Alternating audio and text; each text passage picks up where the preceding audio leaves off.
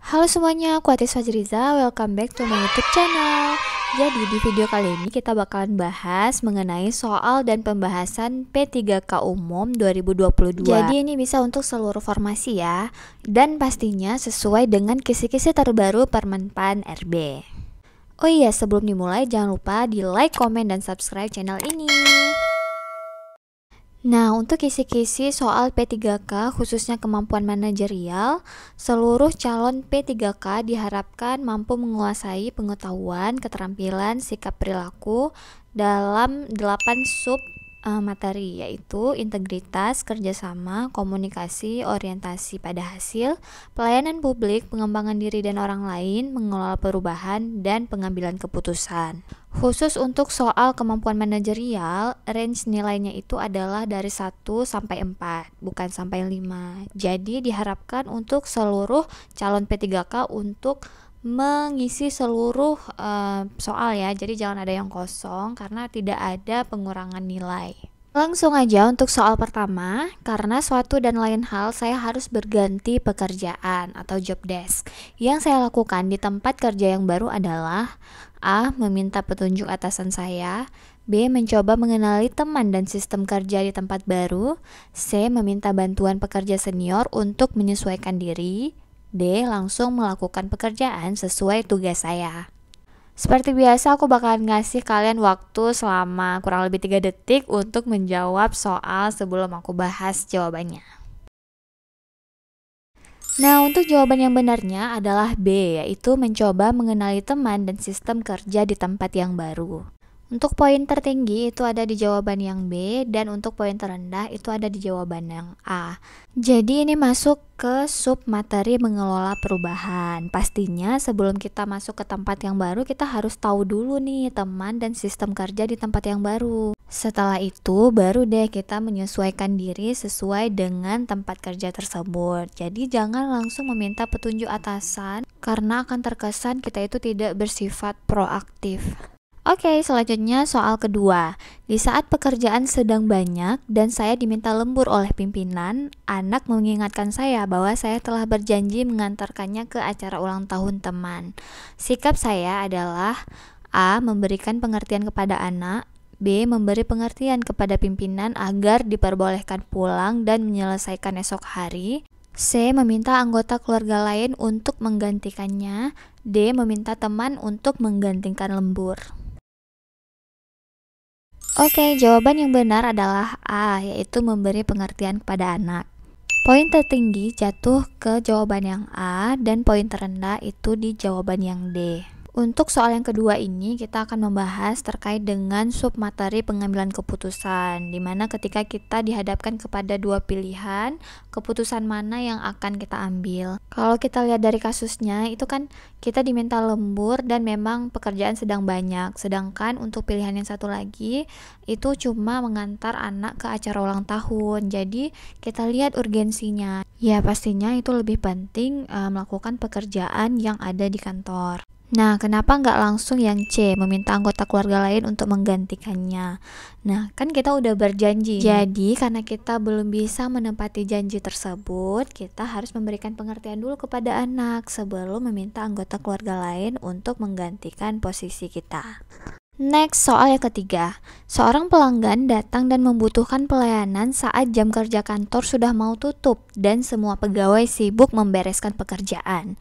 Saya akan A. Menjelaskan kondisi yang ada dan memintanya datang untuk keesokan harinya, B. Meneruskan membereskan pekerjaan dan tidak menghiraukan, C. Tetap melayaninya karena ini masih dalam jam kerja, D. Meminta teman yang sedang tidak sibuk untuk melayaninya. Ya, jawaban yang benar adalah C, yaitu tetap melayaninya karena ini masih dalam jam kerja. Untuk poin tertinggi itu jatuh ke jawaban C, untuk poin terendah itu adalah B, meneruskan membereskan pekerjaan dan tidak menghiraukan. Jadi soal ini terkait dengan submateri pelayanan publik, yaitu kemampuan dalam melaksanakan tugas-tugas dan kegiatan pemenuhan kebutuhan pelayanan publik secara profesional, transparan, dan mengikuti standar pelayanan yang objektif. Kalau dilihat dari soalnya itu kan disebutkan jam kantor sudah mau tutup. Sudah mau tutup berarti artinya kan belum tutup, yang artinya juga masih dalam jam kerja, sehingga kita itu harus tetap melayani pelanggan tersebut. Jadi guys, untuk soal kemampuan manajerial ini, kalau ada jawaban yang paling baik, yang paling bagus, maka pilihlah itu. Karena walaupun aslinya mungkin kalian agak males-malesan atau mager atau segala macam, ya tetap aja pilih jawaban yang paling baik. Soal yang keempat, suatu hari mesin nomor antrian di kantor saya rusak dan terjadi kekacauan antrian. Sebagai petugas administrasi, saya akan A. Meminta petugas untuk membetulkan mesin supaya antrian berjalan lancar. B. Meminta semuanya untuk antri rapi sesuai waktu kedatangan. C. Berinisiatif menutup pelayanan sementara dan membetulkan mesin terlebih dahulu. D. Melakukan pelayanan sambil membuat nomor antrian manual. Jawaban yang benar adalah D, yaitu melakukan pelayanan sambil membuat nomor antrian manual. Untuk poin tertinggi itu di jawaban yang D, untuk poin terendah itu di jawaban C, berinisiatif menutup pelayanan sementara dan membetulkan mesin terlebih dahulu.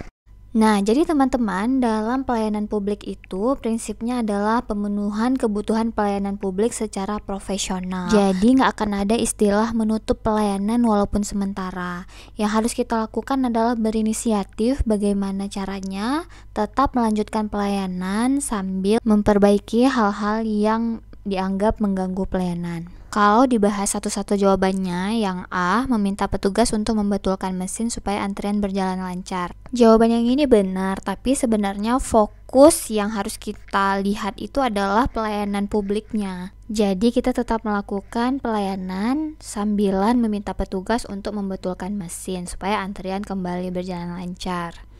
Yang B, meminta semuanya untuk antri rapi sesuai waktu kedatangan. Ini benar juga, tapi memang ada kurangnya ya, nggak terlalu tepat. Yang C, berinisiatif menutup pelayanan sementara dan membetulkan mesin terlebih dahulu. Ini udah jelas-jelas salah. Jadi jangan pernah terkecoh dengan kata-kata berinisiatif, karena nggak semua inisiatif itu benar dan bisa diaplikasikan.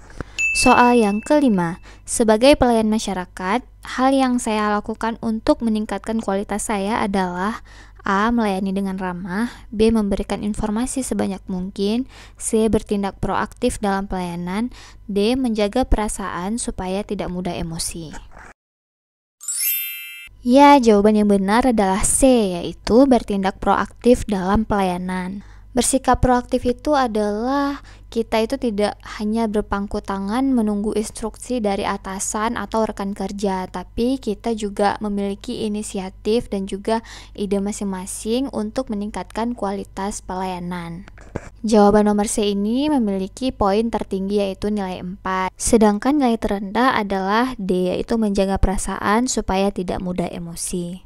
Oke teman-teman, sekian pembahasan soal P3K kemampuan manajerial untuk seluruh formasi. Semoga bermanfaat dan juga semangat untuk teman-teman semua. Semoga diberikan kemudahan dalam tesnya. Assalamualaikum warahmatullahi wabarakatuh.